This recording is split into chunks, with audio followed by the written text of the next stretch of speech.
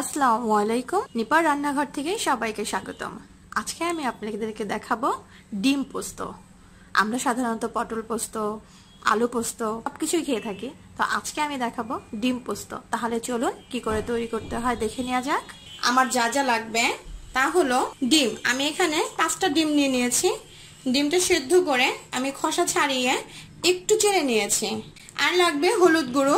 এখানে আমি কাঁচামরিচটা বেটে নিয়েছি। এখানে 7 থেকে 8টা কাঁচামরিচ আছে। এখানে আমি পোস্ত দানাটা বেটে নিয়েছি 2 টেবিল চামচ পরিমাণ। আর এখানে আমি 2টা তেজপাতা নিয়েছি। এখানে একটা টমেটো, আমি টমেটোটা এরকম করে কেটে নিয়েছি। এখানে ধনেপাতা, আমি ধনেপাতাটা ধুয়ে কুচি কুচি করে কেটে নিয়েছি। এখানে আদা রসুনের পেস্ট আছে, আমি আদা রসুনটা পেস্ট করে নিয়েছি 1 টেবিল চামচ পরিমাণ। পেঁয়াজ কুচি, আমি 2টা পেঁয়াজ কুচি করে নিয়েছি। এখানে শুকনো মরিচ, আমি 3টা শুকনো মরিচ নিয়ে নিয়েছি। ডিমের পোস্তটা সরিষার তেল দিয়ে করব। আমি এখানে সরিষার তেল নিয়ে নিয়েছি পরিমাণ মতো। আমি চুলোতে একটা প্যান দিয়েছি। এখন আমি যে সরিষার তেলটা রেখে দিয়েছিলাম সেটা দিয়ে দিচ্ছি। আমি তেলটা একটু ঘুরিয়ে লাগিয়ে দিলাম। তেলটা গরম হয়ে গেছে। আমি যে ডিমটা রেখে দিয়েছিলাম সে ডিমটা এখন দিয়ে দিচ্ছি।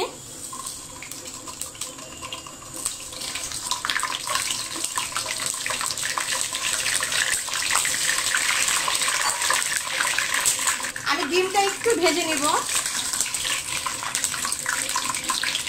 এখন আমি এখানে অল্প একটু হলুদ দিয়ে দিব।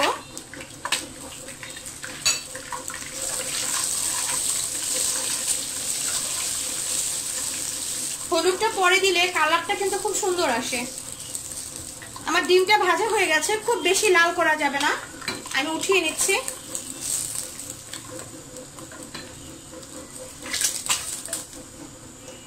একটা বাটিতে আমি তুলে নিলাম।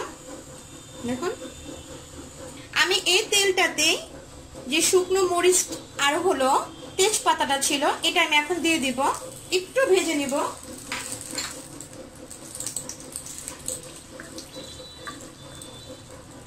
মরিচটা আর তেজপাতাটা আমি হালকা একটু ভেজে নিয়েছি। এখন আমি এখানে যে পেঁয়াজটা রেখে দিয়েছিলাম সেই পেঁয়াজটা দিয়ে দিচ্ছি। আর দিব টমেটো কুচিটা, এটাও আমি এখন দিয়ে দিচ্ছি। পেঁয়াজ আর টমেটোটা আমি খুব ভালো করে ভেজে নেব। একটু ভালো করে নাড়তে হবে আর ভাজতে হবে। টমেটোটা আর পেঁয়াজটা ভাজা হয়ে গেছে। এখন আমি যেটা দিব সেটা হলো হলুদ গুঁড়ো, আদা বাটা, আমি যে কাঁচা মরিচটা বেটে রেখে দিয়েছিলাম সেই কাঁচা মরিচ বাটাটা দিয়ে দিলাম, পরিমাণ মতো লবণ। এখন আমি ভালো করে একটু ভেজে নেব। আদার একটা কাঁচা গন্ধ আছে, একটু ভালো করে ভেজে নিতে হবে, নয়তো বা কাঁচা গন্ধটা থেকে যাবে। মশলাটা কষানো হয়ে গেছে। এখন আমি যেটা দিব সেটা হলো পানি। এখন আমি যে পোস্ত বাটাটা রেখে দিয়েছিলাম সেই পোস্ত বাটাটা দিয়ে দিচ্ছি।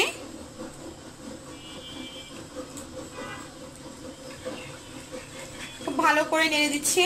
খুব বেশি পানি দেওয়ার দরকার নেই। 10 মিনিট এটাকে চুলোর উপরে রাখবো এবং ভালো করে বলক আসবে, কারণ পোস্ত বাটার যে গন্ধটা আছে সেই কাঁচা গন্ধটা থাকবে না। হয়ে গেছে 10 মিনিট। এখন আমি যেটা করব সেটা হলো যে ডিমটা আমি ভেজে রেখে দিয়েছিলাম সেই ডিমটা দিয়ে দিচ্ছি।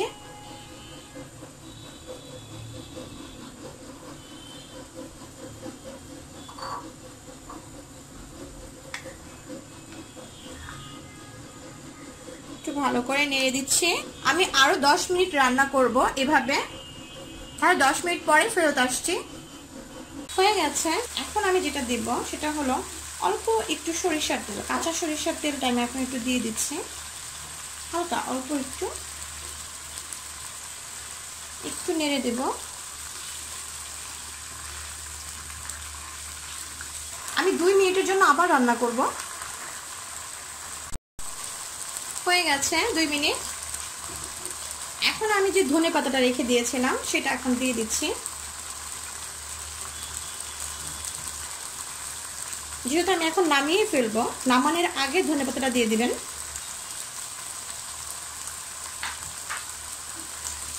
একটু নেড়ে দিচ্ছি।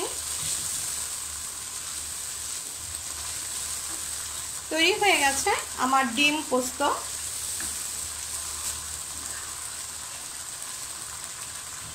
চুলোটা বন্ধ করে দিচ্ছি। তৈরি হয়ে গেছে। তৈরি হয়ে গেল আমার ডিম পোস্ত। খুবই সুস্বাদু একটা খাবার। বাসায় সবাই এরকম করে ট্রাই করে দেখবেন, নিশ্চয়ই অনেক ভালো লাগবে ইনশাল্লাহ। তা আমি নেক্সট টাইম নতুন কোনো রান্না নিয়ে আবার আপনাদের সামনে হাজির হব। সেই পর্যন্ত আপনারা সবাই অনেক অনেক ভালো থাকবেন। আজকে তাহলে এই পর্যন্ত বিদায় নিচ্ছি। আল্লাহ হাফেজ।